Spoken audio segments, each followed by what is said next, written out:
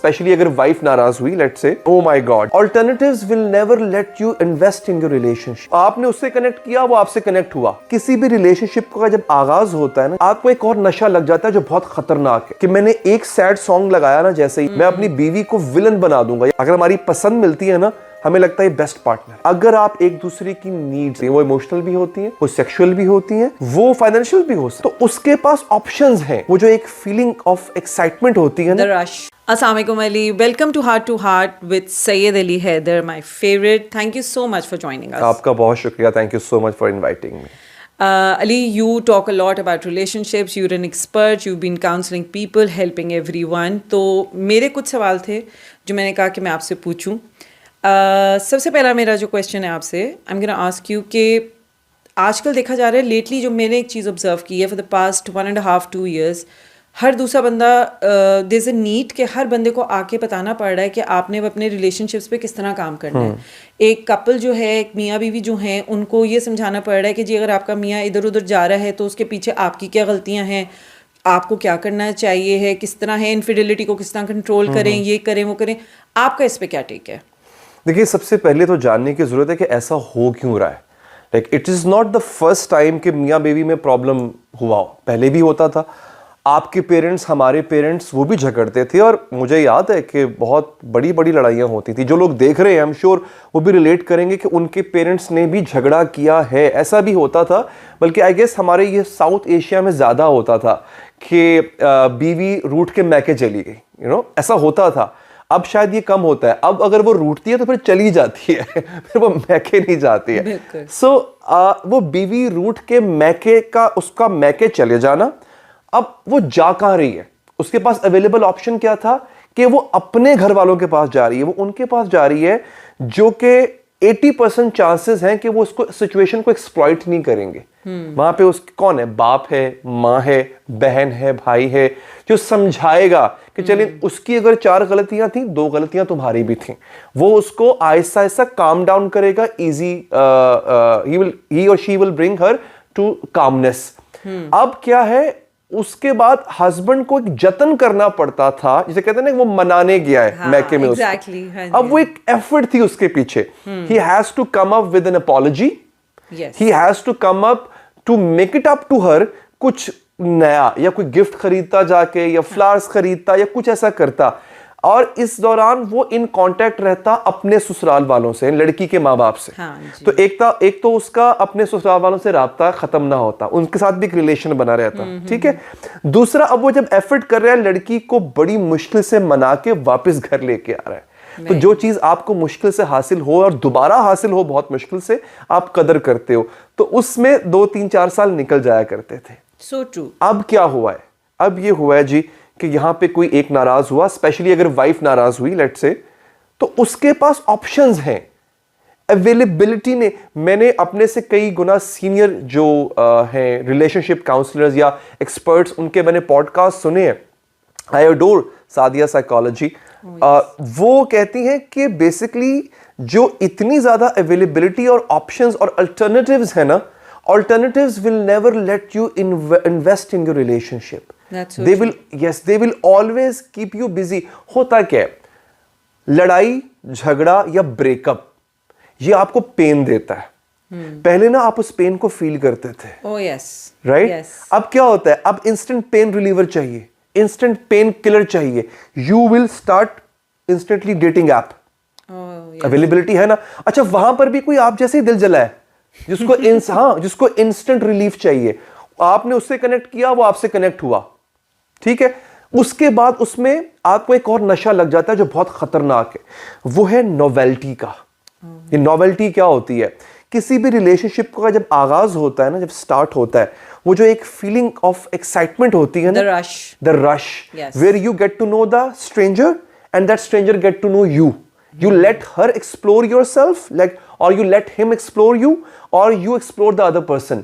तो वो जो एक पूरा एक एक्सप्लोरेशन का जर्नी होता है, किसी का 1 महीना, किसी का 2, किसी का 6 महीने, उसको वो आपको एक्साइटेड रखता है। आपको एड्रेनलिन्स, आपके जो है ना, आपको डोपामिन, वो बिल्कुल हाई रखता है। वो आहिस्ता आहिस्ता नीचे आना शुरू होता है। बोर्डम हिट्स, और फिर आपको एक नया चाहिए होता है। ये एक और टॉपिक है, इस पे दोबारा कभी जाएंगे, Yes. Dating apps and whole dating process. But ये रिलेशनशिप्स, लॉन्ग टर्म रिलेशनशिप्स या मैरिज को कैसे इफेक्ट कर रहा है कि जैसे ही मेरी बीवी से लड़ाई हुई, मुझे इतना पता है कि मैंने एक सैड सॉन्ग लगाया ना, जैसे ही इंस्टाग्राम पे, फेसबुक पे, there will be many opposite sex members जो मुझे कंसोल करने आ जाएंगे, जो मुझे पूछने आ जाएंगे what happened, and oh my God, जैसे ही मुझे मेरी वैलिडेशन के लिए किसी ने अपना दरवाजा खोला, I will start spilling out, झूठ सच सब बता दूंगा। मैं अपनी बीवी को विलन बना दूंगा या अपने हस्बैंड को मैं विलन बना दूंगा वहां पे।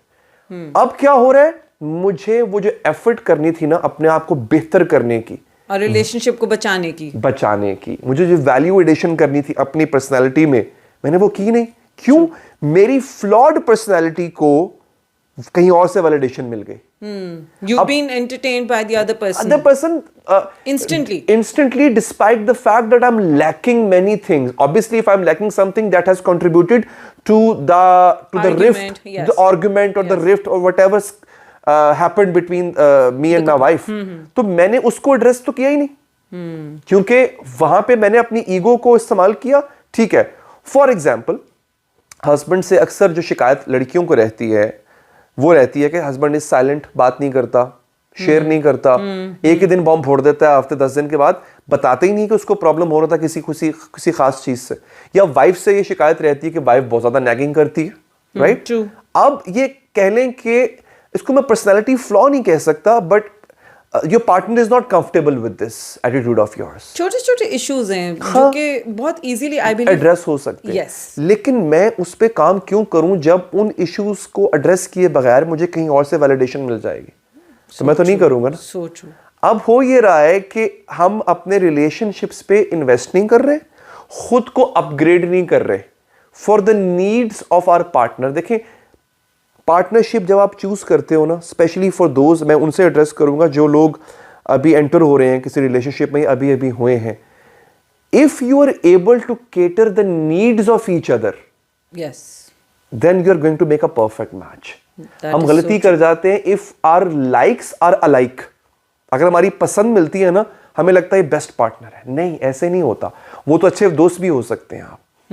अगर आप एक दूसरे की नीड्स, अच्छा वो कई किस्म की होती हैं, वो इमोशनल भी होती हैं, वो सेक्सुअल भी होती हैं, वो फाइनेंशियल भी हो सकती हैं। True. इन तीनों नीड्स को पूरा करने के लिए अगर आप कमिटेड हैं तो फिर आप जरूर कीजिए। मैंने बड़ा अच्छा एक एग्जांपल मैंने सुनी एक जगह कि जब आप किसी रेस्टोरेंट में जाते हो ना, उस रेस्टोरेंट में जाके आप ऑर्डर करते हो खाना, वेटर से कहते हो मुझे ये चीज खानी है।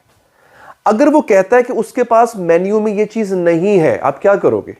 आप चिल्लाओगे वेटर पे? नहीं। आप उस पे भड़कोगे? You will find an alternative. You will find another restaurant. Yes. आप उसको बताते हो दिस इज माई नीड। या अगर फॉर एग्जाम्पल आप गए रेस्टोरेंट में, आपने कहा जनाब कि मुझे ना ये एक स्पेशल डिश खानी है, इसमें नमक मिर्च इतना होना चाहिए। ऐसा तो नहीं होता ना कि आपने एक ऑर्डर कर दिया, जब ऑर्डर आ गया आपने उसमें से गलती निकाली कि इसमें नमक का मसला नहीं। आपने उसको बताते हो ना कि this is how I want it extra spicy और mild, right, according to your need. Exactly यही पार्टनर को करना होता है।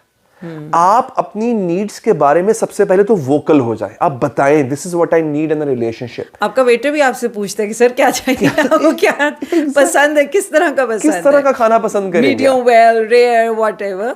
So I think that's a very good example. That's a very good example. आपको बताना चाहिए, आपको पता होना चाहिए कि, और फिर हाँ, and then you should struggle to meet the needs of your partner. और हाँ, एक बहुत इंपॉर्टेंट चीज़ है, और मैं ये नहीं कह रहा कि इस पे जो जिनकी शादी को बहुत साल हो गए हैं वो इस पे अमल करें, but those who are entering in a relationship, देखिए अगर आपको लग रहा है कि आप सामने वाला नीड पूरी नहीं कर सकता आपकी, बड़ी आराम से यू कैन पार्ट वेज। या उसी वक्त, अभी शुरू नहीं हुआ रिलेशनशिप, आपको लग रहा है कि इसके टेम्परामेंट में मेरी नीड्स पूरी नहीं हो सकती, या उसका टेम्परामेंट ऐसे मैं पूरी नहीं कर सकता, इंस्टेड कि आप अपने आप को कॉम्प्रोमाइजिंग सिचुएशन में डालो, आप उस चीज का वादा करो जो आप नहीं कर सकते, या उसको मजबूर करो उस चीज पे जो वो नहीं कर सकता। If you sign up for something, you make sure that you are so in love with that person that you are willing to do those things for him or for her. अच्छा, लेकिन शुरू में सभी को लगता है होता है कि वो कर लेंगे, ये तो गलती बाद है। में जाके फिर होता है। यस, ये तो गलती है। आपको उस अपनी कैपेबिलिटी का पता होना चाहिए। देखिए, सबसे पहले तो क्या होता है, सबसे पहले ये होता है कि आपकी डिमांड रियलिस्टिक होनी चाहिए ना। Yes. सामने वाला क्या रियलिस्टिक डिमांड कर रहा है, वो रियलिस्टिक डिमांड कर रहा है तो फिर आप उस पे यू से यस टू इट। लेकिन अगर वो एक non realistic, non pragmatic demand है जो कि लॉन्ग टर्म में पूरी नहीं हो सकती, and that person is not ready to negotiate on that, then you can always say देखिए सॉरी, आई थिंक हमें अब इस पे आगे नहीं जाना चाहिए। तो मेरा ख्याल है कि ये वजह है। हम वापस टॉपिक पे आ जाते हैं। ऑल्टरनेटिव्स आप जब तक अपनी पॉकेट में रखेंगे, Yes. आप कभी भी हेल्दी रिलेशनशिप नहीं चला सकेंगे। हर रिलेशनशिप में अप्स एंड डाउन्स आते हैं। So true. कोई भी पार्टनर, कोई भी इंसान परफेक्ट नहीं होता है। Exactly. आप कुछ अपने आप को मोल्ड करते हो, कुछ सामने वाले को आप अपॉर्चुनिटी देते हो कि वो आपके लिए मोल्ड हो। लेकिन जब आपके पास अल्टरनेटिव, जिसको हम मुतबादिल कहते हैं उर्दू में, अगर आपके पास वो आपने रखा हुआ है, और मैं सिर्फ यहां पे मर्दों को नहीं के बारे में नहीं कह रहा, I am not singling out a gender here. Yes, yes. Everyone has alternatives and everyone has their own sense of validating themselves by others, may it be strangers or may it be friends or may it be other parties. So keep them aside और फिर relationship में आके देखिए, चलेगा भी और अच्छा चलेगा।